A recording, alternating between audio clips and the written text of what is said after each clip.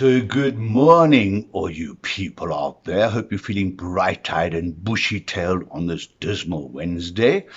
So who would like to be living in the Ukraine right now? Well, I do not think it's going to be the destination of choice. I hear that people from South Africa are running to get out of this country. Yeah, they're like, I had enough. There's too much corruption. There's too much all this nonsense. I want to go. But they're probably going to go to Mauritius, aren't they? Because Mauritius is saying, come and live here. We will give you houses. We'll give you dispensations. Beautiful sea. Blue Bay is a little bit polluted now. But anyway, Mauritius is a cool place. And probably a lot better than the Ukraine at the moment. I mean, could you imagine waking, Ma, is there a war yet? No, they're still arguing, go to school. And we've got the separatists and we've got the Ukraine, we've got Putin, who's given the separatists, they recognize them independent or separate states. And meanwhile, America's saying, no, they're going to come and kill everyone. It's a threat to democracy, freedom of humanity. May fuck. Where's this humanity and where's this freedom? I mean, doesn't one think about, there was a time when there was another man, I don't know if you remember back, his name was Saddam, he lived in Iraq. And boom, threat to world democracy and freedom because it's war on terror.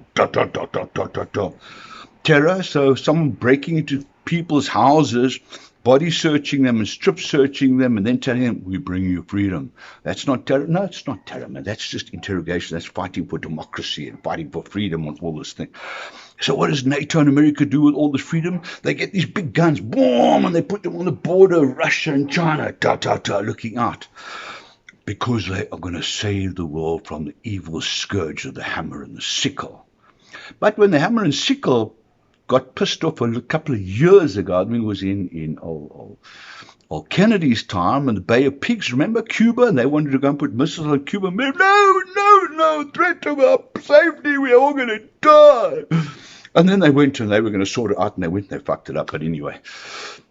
But how can they turn around and say we are fighting, protecting freedom by putting missiles, monstrous missiles on the border of a country? Surely the country decides they want freedom, but we talk about Ukraine.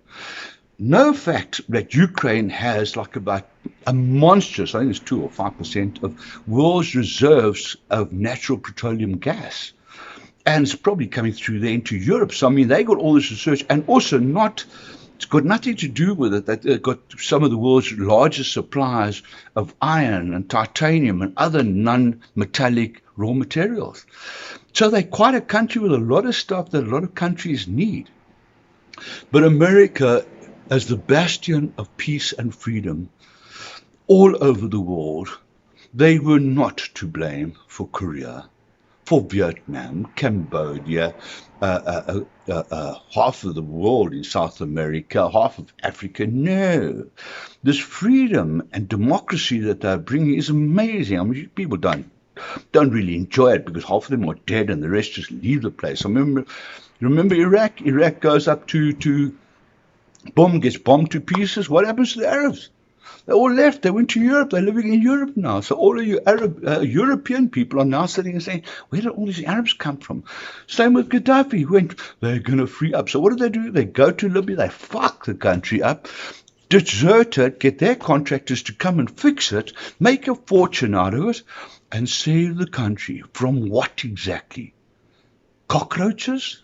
Because they fucked it up for the people, didn't they? But here in South Africa, we're looking good, aren't we? I mean, here we see that Makura yesterday announces that we are going to do a hub on cannabis. Oh, wow. You mean all the hassles I got from cops for smoking weed over the years? I could have avoided if I had a time machine. But no, so now we're going to have cannabis. So everyone, I think it's combat corruption because everyone's goofed. They're like, hey, man, what did that guy steal? Hey, who pass the roach, man? Like, we don't really care, man. To each his own. But maybe if they take the weed and they can export it to NATO and to America, maybe give a toke to old Putin as well, that these guys could all get goofed and say, hey, what are we fighting about, man? This is not cool. It's got nothing to do with the money we're going to be making. It's not going to have anything to do with all the media that we own and are pushing out populist bullshit, making you think What's your real story? I wonder. The Russians, they are bad people. Meanwhile, America's gone to war, and NATO's gone to war. All of that, that bloodsome the shit out of the world. And Russia's just got their little stuff together. Since the fall of the Soviet Socialist Republic, they just pop on and they grow and they become a united country. China as well, they say, hey, we just sell you our stuff, don't worry. And we're not going to come and take over your country with war. We will just lend you money, let you fuck the whole place up, and then we'll come and say, sorry, call in the note. Now we own your harbours. And meanwhile, back home in South Africa, still, we see that crime is up going through the ceiling, which doesn't surprise one when thinks we got no crime prevention or any bodies that are combating crime. Not going to go too much into that at the moment, except that we don't. You're on your own. If you want to try and something happens to you, try and call the cops. You can maybe ask the criminals if they mind hanging around for about 3 or 4 years when eventually something will be done about it. You'll be skinned to the teeth for money anyway to actually do anything about it. So you're not going to. So here we've got the crime in our country. We've got women are no longer safe, and they want to leave, probably to Mauritius, not to Ukraine. And everything goes on, and we sit here going, watching tennis. He said, and we don't know what's going on, but we don't even think about it. This is bad stuff. The last time, as I said, we got close to a third world war was Bay of Pigs. That was pretty close. Now we're sitting here with these people escalating. The guys that manufacture weapons are going, yay, bumper, we can tell our shareholders we're making money. Bodies die, veterans coming back from the war, destroyed in their heads. They won't be able to form natural parts of society, and we sit there and we don't know what the fuck's going on, and we don't even ask questions because we're trying to make our own little slice of bread and our own little pile of money, and becoming increasingly difficult, especially after the pandemic. What happened to that? I see it's amazing. Because big guys. It wasn't anything. I mean, the fact that the world has been in lockdown and there is a new order of oppression and suppression, and news is no longer news. It should start once upon a time, and we just sit and roll on. I think we've got to open our eyes every now and again, otherwise this world for our kids is going to be a very, very sad place. Have a lacquer day, and see you next time. And remember, if you see these things, subscribe, dude. Watch, I speak some crazy stuff, but some of it might interest you. Have a lacquer day. Bye.